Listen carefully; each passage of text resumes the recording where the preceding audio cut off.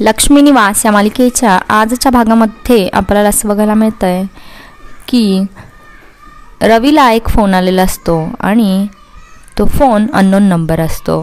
त्यानंतर त्याची आई तो फोन उचलते आणि फोनवर बोलते. त्यावेळेस तिथे सुपर्णा हजर असते. त्यावेळेस सुपर्णा म्हणते की कोणाचा फोन आहे.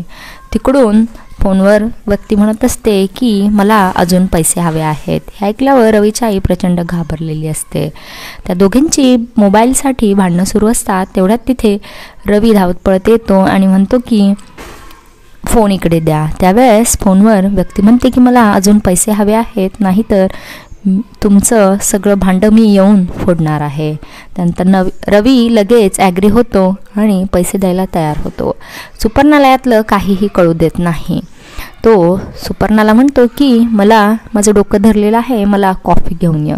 ती किचनमध्ये कॉफी बनवायला जाते आणि इकडे रवी आईला म्हणतो की आपण श्रीकांतला ज्या ट्रकने उडवलं होतं त्या ट्रकचा ड्रायव्हर होता, तो अजून पैसे मागत आहे. त्याची आई म्हणते आपण अजून पैसे द्यायचे नाहीत.